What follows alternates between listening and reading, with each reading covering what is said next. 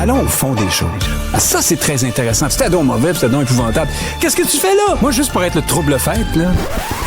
C'est une petite danse complexe pour dire Nick Payne. Mais en même temps, on dit il y a des limites à ne pas franchir. La CAQ est très, très, très surprenante ces temps-ci avec ses nominations et avec une Nathalie Roy qui essaie de se lancer pour la CAQ sans se lancer pour la CAQ. C'est curieux, hein? Donc, elle dit, je vais faire campagne, je suis caquiste, mais je ne vais pas défendre le programme de la CAQ parce que j'étais présidente de l'Assemblée nationale et je crois comprendre qu'elle veut l'être à nouveau. Mais il n'y a jamais... Alors, effectivement, le président de l'Assemblée nationale est nommé par, généralement, le parti qui est au gouvernement. Parfois, c'est le fruit d'un arbitrage quand même, hein, dans les gouvernements minoritaires, tout ça là. Mais bon, voilà, on se rallie et il est vrai que le président joue un rôle de neutralité assez total en Chambre. Là. Ça serait très mal vu que le président, même s'il est issu du parti qui est au pouvoir, commence à favoriser les gens de son camp. Alors, c'est vrai que c'est un travail de rigueur et d'objectivité sans faille là, que doit faire le président. Mais là, en campagne électorale, c'est autre chose. Et c'est tout à fait inusité d'entendre cette personne dire « Ben moi, dans ma tête, là, je continue d'être présidente, puis donc, je ne défendrai pas le programme de mon parti. » Mais c'est parce que sur quoi tu vas faire campagne au juste? Exactement.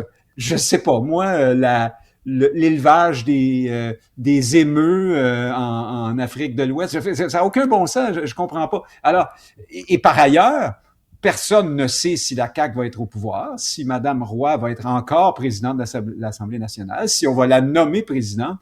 Alors, c'est très curieux, ça a l'air d'une espèce de désengagement. Ça fait désordre, comme disait l'autre. Et c'est tout à fait inédit. J'ai jamais vu. Tu sais, le terme, souvent, le quiet quitting, là. Oui. C'est comme démissionner tout doucement. Donc, on dirait qu'elle essaie d'avoir son passe-droit pour pouvoir être députée, mais sans dire vraiment de quel parti politique.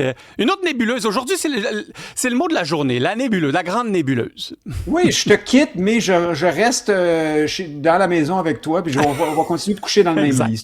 C'est très, très curieux. Et c'est pas la seule candidature curieuse. À la CAQ, est-ce qu'on en parle de Geneviève Petersen? Donc, l'autrice, d'abord, bien connue, elle a écrit le roman à succès « La déesse des mouches à feu », mais elle a aussi animé récemment à Cogeco, mais il y a un peu plus longtemps, à Cube Radio aussi, hein, lorsque Cube était numérique. Et elle a aussi des opinions, Madame Petersen. Elle s'exprime sur les réseaux sociaux depuis longtemps. Et normalement, ces opinions-là ne la confine qu'à un seul choix possible en politique active, et c'est Québec solidaire. Peut-être pas toujours au plan économique, disons, là, parce que on connaît moins ses positions, mais enfin, disons qu'elle coche toutes les cases du bréviaire woke. Hein, on disait woke autrefois. Donc, le Québec est une société blanche, plutôt raciste. Monsieur Legault est un mononcle qui comprend pas ce qu'est le wokisme. Il est normal de discriminer les hommes blancs dans certaines offres de postes universitaires pour faire de la place aux minorités. Bon, toutes sortes de préceptes contre lesquels la CAQ s'est battue et elle se bat encore. Elle s'inscrit en faux contre ces idées-là. Absolument. Alors, c'est très étrange et je ne vois qu'une explication possible. C'est que il y a un effet femme ici. Je pense que Christine Fréchette amène cet élément féministe, des femmes qui se lancent en politique, qui osent, qui veulent briser le plafond de verre, ainsi de suite. Là, tout ce dispositif intellectuel qui est sans doute valide, là, par ailleurs. Et c'est symbolique parce que c'est dans la circonscription de François Legault qu'on disait mon oncle. Oui, c'est ça, absolument. Oui. Alors, je ne sais pas si on va lui poser des questions là-dessus. Est-ce que ce sera désormais une matante? On verra. Mais donc, alors, je vois cet élément-là qui joue. Il y a beaucoup de candidatures féminines à la CAQ qui ont été annoncées, en tout cas qui ont retenu l'attention, qui n'étaient pas nécessairement pas toujours de grandes vedettes. Là, ici, on a une personne connue, mais qui étaient des femmes de calibre. Et à chaque fois, on se disait, mon Dieu, quand même, il faut un certain courage pour aller se lancer comme ça dans un parti qui, selon toute vraisemblance, est sur la pente descendante. mais je pense, oui, qu'il y a un effet solidarité féminine, peut-être dans une certaine mesure, et aussi le fait que la CAQ, malgré tout, représente une espèce de juste milieu prudent entre toutes les options qui sont sur la table. Et ça, sociologiquement, ça a été étudié. Les femmes ont plus tendance à jouer de prudence, à moins transgresser et à aller notamment moins à droite ces années-ci. Et il se trouve que le Parti québécois est vu comme ayant fait un virage à droite. Oui, absolument. Et puis, c'est quand même une personnalité polarisante aussi. Hein? On voit ses prises de position sur les réseaux sociaux, on voit les réponses, on voit les débats que ça enclenche. Donc, j'ai vraiment hâte de voir ça. Au PQ, François Garriépi, il y a plusieurs annonces là aujourd'hui. Là, on sent que la fin de l'été approche pour de vrai. Là. Oui, tu parles. François Garriépi, candidature péquiste. Une parenthèse, ça va bien pour le PQ en ce moment. Paul Saint-Pierre Plamondon, avec son annonce sur le référendum, a réussi à créer une éclipse médiatique hallucinante, considérant qu'on était en pleine guerre des négociations sur les tarifs et tout ça, qu'on ne parle presque que de ça. Alors, soudainement, lui, il a repris le plancher et à chaque jour, il prend l'initiative. Tout à l'heure, là, il doit annoncer un candidat économique ou en tout cas... Économique vedette, hein? Oui, c'est ça. Ou en tout cas, selon Saint-Pierre Plamondon, ce serait un bon candidat pour faire le ménage après le gaspillage de fonds publics, les Nordvolt et autres sacliques. On sait que Elon Musk a déjà vécu, non, à Montréal. Peut-être aurait-il un retour pour le Parti québécois en Tesla. Le Dodge sent bien. Bon, on a peut-être, je sais pas, quelqu'un de chez Lyon Électrique. Peut-être. Ça serait un petit peu moins vendeur. Ouais. Mais ça va bien, quoi qu'on pense par ailleurs des orientations puis des choix là, du PQ. Ça, c'est autre chose. Mais sur le plan de la mise en marché. Et là, on annonce François Garriépi, ce journaliste de Radio X à Québec. Et Paul Saint-Pierre Plamondon le présente comme étant de centre-droit au point de vue économique. Je le dis avec un sourire en coin, parce que j'ai quand même jasé avec ses collègues. Je ne connaissais pas M. Garriépi. Et moi, ce qu'on me dit, c'est que... Alors, écoute, je te note juste son parcours. Là. Oui, vas-y. Il a écrit dans l'hebdomadaire Voir, dans Urbania. Il a étudié en philosophie. Et on me décrit une sorte d'artiste dans l'âme qui a le cœur très à gauche, mais qui était opposé au tramway et en faveur du troisième lien à Québec. Ce qui est très particulier parce que c'est quand même de Radio X. Oui, mais c'est le contraire des positions du PQ. Oui, non, ça c'est clair. Oui.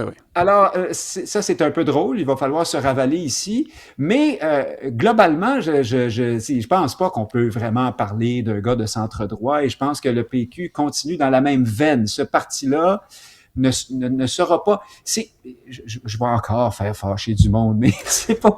Dans la campagne qui présente, le Parti québécois n'est pas d'abord le parti de l'indépendance du Québec. C'est le parti de la social-démocratie danoise, efficace, modernisée. C'est ça que veut incarner Paul Saint-Pierre Plamondon et tous ses candidats, où la plupart vont dans ce sens-là, y compris, je pense à Alex Boissonneau, qui avait été présenté comme un homme de centre-droit lui aussi, mais qui a été activiste de gauche plus tôt dans sa vie. Je comprends que là, économiquement, peut-être, il va un peu plus vers la droite, mais reste dans la marge péquiste. Mais ce qui est intéressant, c'est surtout le logo Radio X. Et ce qui veut dire que notre discussion d'hier, rappelle-toi, quand j'ai dit que le Parti québécois, le Parti conservateur québécois et, disons, de centre-droit à droite de la CAQ, c'est le même parti politique, ultimement. Oui, c'est ça. Il y a beaucoup de monde. Hein, il commence à avoir beaucoup de monde. Donc, on rallie très large. On essaye de maximiser nos chances aussi d'être majoritaire à l'Assemblée. Oui, on joue dans ça sent le focus group. Ça sent l'étude de marché. D'ailleurs, tout comme le slogan du PQ, qui est excellent, le choix de la confiance. Ça s'inscrit en droite ligne avec l'annonce sur le référendum. On veut pas faire peur et on sent que les gens sont angoissés. Alors, la confiance, c'est ça qui va être écrit en gros sur l'autobus. Oui, il y a beaucoup de monde au centre droit, je dirais allégué. Et ce qu'on me dit, moi, du côté conservateur, c'est que Éric Duhem aime bien qu'on vole ses idées publiquement, mais enfin, dans les coulisses, on commence à trouver qu'il y a beaucoup de monde qui se réclame un peu. Oui, puis que ça risque, le PQ pourrait faites attention, là, les conservateurs, le PQ pourrait vous passer une CAQ. Hein, on ratisse au centre-droit, mais finalement, attention. Écoute, je peux pas leur donner complètement tort là-dessus. Même, je pense qu'ils ont plutôt raison. On voit bien la teneur réelle, quand on regarde de plus près, de la proposition péquiste, et c'est pas si à droite que ça, sauf pour certains, sur les questions sociales et sociétales, la lutte au wokisme, les concepts là, comme le racisme systémique et tout ça, qui sont rejetés par Paul Saint-Pierre Plamondon, et un discours plus critique sur les seuils d'immigration aussi. Mais Nick, on ne sera pas surpris si un parti politique fait une campagne avec une plateforme et dirige la province avec une autre. Là. Ne soyons pas trop... Mais voyons donc! Qu'est-ce que tu racontes là? Impie! Oui, exactement. Écoute, The Art of the Deal, t'as aimé le livre?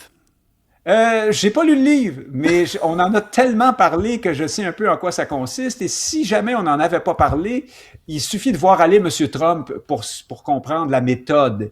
Et dans l'histoire des tarifs et de l'entente qu'on connaît pas, qui est peut-être en train d'advenir, et sur laquelle il y a au moins 3 provinces qui ont une sorte de droit de veto, au fond, hein, avec l'alcool sur les tablettes et une sorte d'appui symbolique qu'elles peuvent donner ou non à cette entente.